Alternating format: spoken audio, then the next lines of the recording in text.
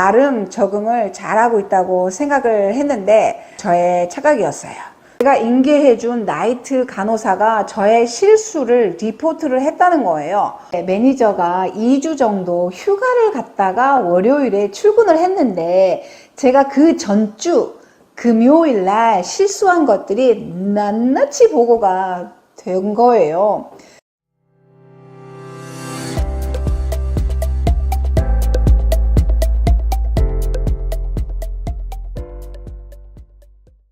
안녕하세요, 이계열입니다. 제가 개인적인 사정으로 병원을 옮기게 되었어요. 분원에서 1년 10개월 정도 일하고 집에서 좀 더 가까운 본원으로 옮기게 되었어요. 같은 병원이기 때문에 일하는 것이 거의 같을 것으로 예상을 했어요. 처음에는 너무 편하고 좋았어요. 간호사 스테이션도 병실과 아주 가까이 있고 비품실도 가깝기도 하고 딱 한 군데이기 때문에 시간이 지나면 필요한 물품들을 빨리 찾을 수 있겠다고 생각했어요. 저는 나름 적응을 잘하고 있다고 생각을 했는데 저의 착각이었어요. 굉장히 자주 지적을 받는 거예요. 예를 들면 간호사 스테이션에 약을 넣어두는 서랍이 있는데 열쇠로 열어야 하는 거예요. 어느 날은 귀찮아서 열쇠를 그냥 꽂아놨거든요. 그것 때문에 지적을 받았어요. 가끔 열쇠를 분실하는 일이 생기기 때문에 항상 제자리에 두래요. 그리고 또 환자 베드에 베드 엑싯 알람이 있는데 존 1과 존 2가 있거든요. 존 1은 환자가 침대에서 일어나려고 하면 울려요. 존 2는 침대에서 살짝 움직이기만 해도 울려요. 환자가 걸을 수 있고 없고와 상관없이 모든 환자에게 존 2로 설정하는 것이 병원 프로토콜이에요. 낙상 사고를 방지하기 위해서겠죠. 그런데 존 2로 설정하면 현실적으로 너무 자주 알람이 울려서 다른 일을 할 수가 없어요. 그래서 가끔 존 1으로 설정하는 경우가 있는데 그때도 딱 걸려요. 그리고 또 어느 날은 매니저가 불러서 갔더니 제가 리포트를 당했대요. 제가 인계해준 나이트 간호사가 저의 실수를 리포트를 했다는 거예요. 뭐냐면요. 벤코마이신이라는 항생제 주사약이 있는데요. 이 약이 정맥을 통해서 주입이 되는데 많은 환자들이 버닝 센세이션이 있다고 호소를 해요. 보통은 항생제를 달 때 노말살린 1개와 항생제를 같이 달아요. 그런데 벤코마이신은 노말살린을 2개를 달고 벤코마이신을 달아요. 그래서 노말살린이 2개 다니까 이 약이 좀 더 희석이 되게 해서 아프지 않도록 해주는 거죠. 저도 그렇게 했는데 환자가 계속 아프다고 하는 거예요. 우리가 그러면 할 수 있는 일이 그 주입 속도를 낮추는 거예요. 그래서 낮춰줬거든요. 근데 또 아프다고 해요. 그래서 또 낮췄어요. 그래서 몇 번을 낮췄어요. 그러다 보니까 제 근무가 끝나가는데도 다 들어가지를 않은 상태였던 거죠. 그래서 나이트 간호사에게 그런 상황 설명을 다 하고 인수인계를 마쳤는데 그게 실수라는 거예요. 항생제가 효력을 발휘하기 위해서는 적정 시간 내에 다 주입이 되어야 하는데 이렇게 오래 천천히 들어가면 약 효과가 없다는 거예요. 환자가 IV 사이트가 아프다고 하면 중단을 하고 IV 간호사를 불러서 다른 IV 사이트를 잡아서 다시 연결을 했어야 됐다는 거였어요. 설명을 듣고 보니 다 맞는 말이죠. 그래서 순순히 인정하고 I am sorry 라고 했더니 sorry라고 하면 안 된다는 거예요. 여러분 미안하다, 잘못했다 이렇게 말하는데 미안하다고 하면 안 되지. 이런 말을 들었을 때 기분이 좀 어땠을지 좀 상상은 가시죠. 미안해 했는데 미안하다고 하면 안 되지 이런 상황인 거죠. 그러더니 나이트가 좀 더 천천히 간다. 너 이렇게 실수가 많으니까 나이트로 옮겨라. 뭐 이런 뜻인 거죠. 나이트 제가 1년도 못 버티고 낮근무로 옮겨왔잖아요. 나이트는 더 이상 못 하겠는데 정말 하루도 못 할 것 같아요. 돈을 아무리 많이 준다고 해도 나이트는 제가 할 수 없을 것 같아요. 그리고 남의 실수에 대해서 아무 말도 안 해주고 바로 그냥 리포트를 했다는 그 나이트 간호사 누군지 찾아내서 복수를 해주겠다. 막 이런 생각이 들었어요. 어느 날은 또 근무를 하는데 몸을 거의 움직이지 못하는 환자였어요. 이런 환자에게는 Q2 턴이라는 오더가 떠요. 2시간마다 환자의 포지션을 바꿔주라는 거예요. 베개를 오른쪽에 뒀다 왼쪽에 뒀다 이런 식으로 계속 바꿔주라는 거예요. 그런데 솔직히 정말로 2시간마다 제깍제깍 해주기가 쉽지가 않아요. 너무 바빠요. 그날도 제가 너무 바빴는데 제가 테크에게 이야기를 했어요. 이 환자 Q2 턴이다 말을 했어요. 그리고는 아침 약을 주고 테크랑 같이 한번 바꿔주고는 바빠서 그 후로는 가보지를 못했어요. 그런데 11시 한 40분쯤 환자의 부인이 와서는 저에게 묻는 거예요. 언제 턴 했냐는 거예요. 저는 내가 아침에 한 번 해주고 뭐 예를 들면 8시에 했으니까 10시에쯤에 해줘야 되는데 10시에 못 해주고 시간을 보니까 12시가 다 돼 가잖아요. 큰일 났다라는 생각이 이제 마음속에 들었죠. 테크가 턴을 했을 수도 있거든요.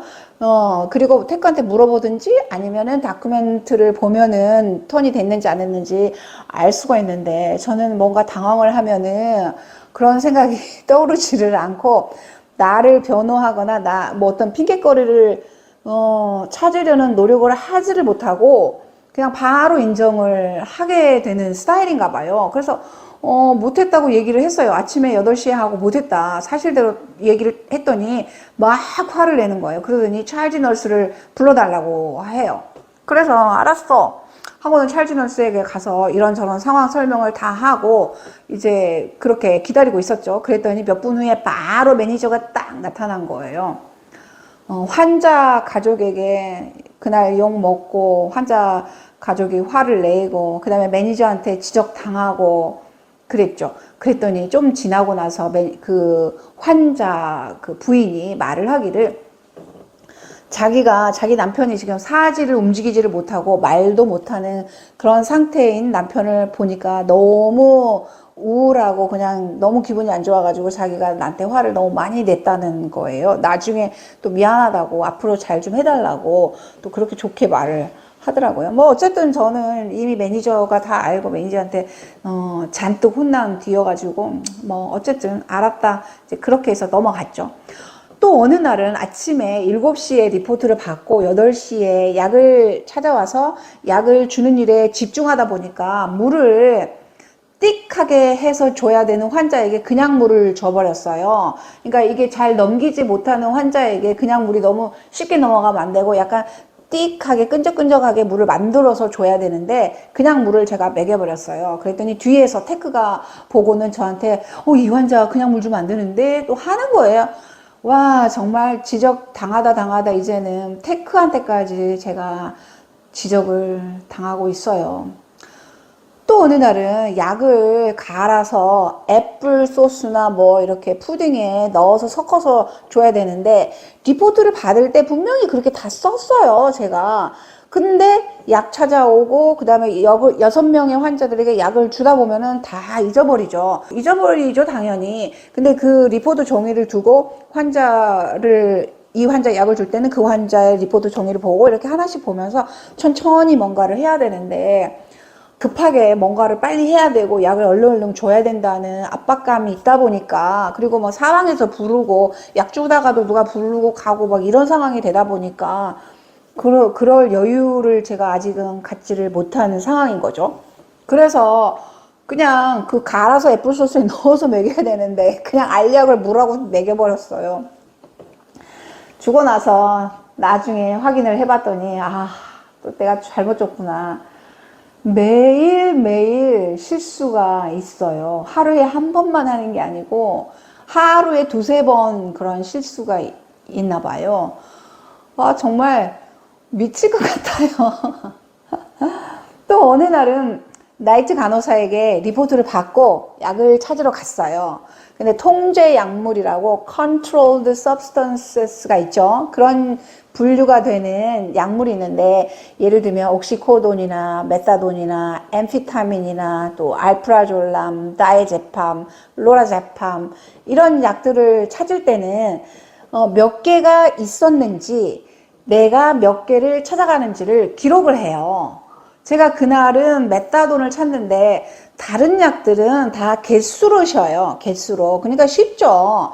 근데 메타돈은 밀리그램으로 세라고 하는데 이게 물약이에요. 그 통 있죠. 그게 몇 개가 들어있는데 한 통당 막 169, 123 뭐 이런 식으로 숫자가 돼 있다 보니까 그리고 내가 찾아야 되는 숫자를 또 못 찾겠는 거예요. 거기서 그래서 이게 뭐지? 이걸 어떻게 더하지? 암산을 그런 상황이 오니까 또 사람이 당황을 하는 거예요. 그래서 어떻게 저떻게 하고 뭐 하고 나왔는데 한 1분도 안 돼서 매니저가 이리 와봐 하는 거예요. 그래서 갔더니 제가 잘못 찾아간 거예요. 그리고 기록도 잘못돼 있고 전부 다 잘못됐어요. 그거를 싹 다 다시 배우고 다음부터는 잘하겠다 그렇게 했었죠.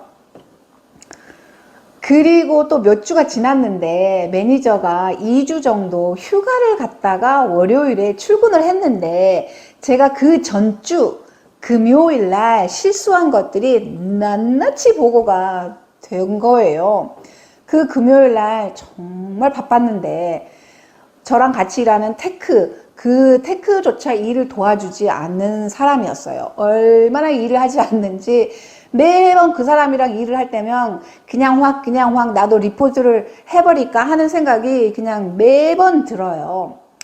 어쨌건 한 환자는 비헤이비어럴 이슈가 있어서 다른 병원에서 강제 퇴원당해서 왔어요. 그러니까 행동이 욕을 한달지 아니면은 뭔가 행동이 문제가 있는 환자인 거예요. 그래서 그 병원에서 강제 퇴원 당해가지고 이제 일로 왔는데 제가 맡은 거죠.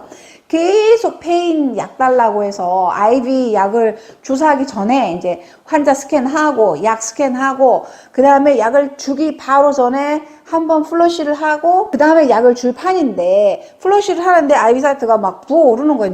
눈에 보여요. 이렇게 부어오르는 게. 그래서 주지 못하고 IV 널스에게 연락해서 와달라고 했고 저는 금방 새로 IV 액세스를 가지고 나면 이제 약을 바로 주려고 기다리고 있었죠. 근데 IV 널스들이 또 빨리 오지는 않아요. 그래서 시간이 지체되고 또 다른 비헤비어럴 환자가 한 명 더 있어요. 그날따라 2명이나 있었어요. 그러니까 아주 진상 환자라고 이해하시면 돼요. 한 명이 더 있어요. 그래서 요구가 많아. 뭐 달라. 그 와중에 또 그 환자가 바이탈 사인이 안 좋아요. 하여간 정말 바쁘고 정신이 없었죠. 나중에 찰지 널스가 와서 이제 저에게 묻는 거예요.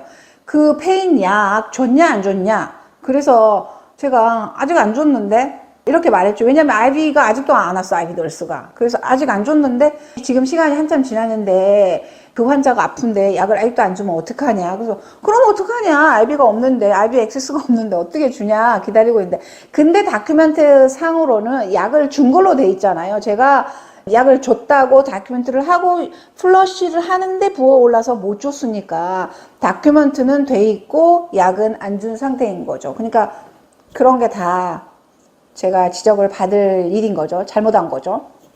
약을 주기 전에 뭐 필이든지 IV 약이든지 필이면은 목구멍으로 한 잔 목구멍으로 꼴딱 넘어간 다음에 IV 약 다 준 다음에 마지막 약 그 스캐너에서 쌓이는 버튼을 마지막으로 누르라는 거예요.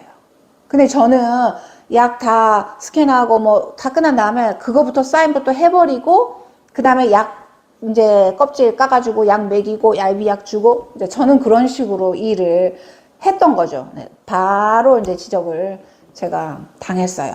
혹시 약을 줬다고 다큐멘트를 했는데 약을 못 줬어. 그런 경우에는 빨리 와서 그거를 다시 그 언차트를 하면 돼요. 다큐멘트를 다시 되돌리면 돼요. 그러니까 약을 주지 않았다고 할 수 있는데 저는 곧 주려고 기다리고만 있었기 때문에 수정도 하지 않은 채 몇 시간이 지났다는 거죠. 그리고 다른 환자는 이송 오더가 떴어요. 다른 유닛으로 간다는 거죠. 전화를 해서 리포트를 주라고 했는데 그 환자의 일이 너무 많은 거예요. 그래서 자꾸 지체가 돼. 그 리포트를 빨리 해주고 이 환자를 보내야 되는데 제가 자꾸 지체를 하고 있는 상황이었어요. 근데 제가 영어도 잘 안 되고 그래서 근데 특히 전화 받는 일, 전화하는 일이 되게 힘들어요, 저는. 그러니까 스트레스가 있는 거예요. 그 일을 하기 전에. 그래서 미루게 되는 거죠. 그냥 자기도 모르게. 그래서 그런 상황이 됐는데 전화가 갑자기 띠디링 왔어요. 그래서 전화를 받았는데 그 사람이 자기소개를 뭐라고 하죠. 근데 그거 뭐 빨리 들리나요? 누군지 뭐 이름을 말하는데 뭐 5EK 열리 저 같으면 이렇게 말을 하는데 제가 그걸 어떻게 알아듣겠어요? 어딘지 안 들려요. 그런데 다짜고짜 저에게 묻는데 이 환자가 왜 이송이 되냐는 거예요. 그래서 저는 아마 비헤이비어럴 이슈가 너무 심해서 그런 것 같다 라고 했더니 그 간호사가 그런 이유로는 자기네 유닛으로 올 수가 없대요. 그래서 아 그래? 그러면 내가 다시 알아보고 전화를 해줄게. 그리고는 알아봤더니 MI래요. 심근경색이 의심이 되기 때문에 심장 유닛으로 보내는 거였어요.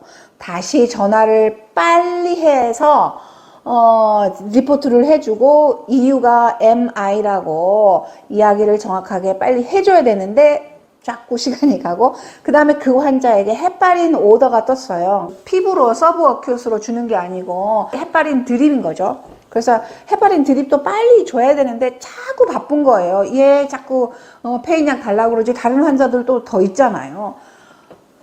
그래서 찰지 널스에게 이제 제가 갔어요. 저는 이제 빨리 웬만하면 그 헤파린 안 주고 그냥 얘를 빨리 보내고 싶은 거죠. 저는 찰지 널스에게 이 환자 언제 가냐 했더니 네가 이유를 비헤이비어럴 이슈라고 해가지고 그 베드를 다른 환자에게 줘버렸대. 그러는 거예요.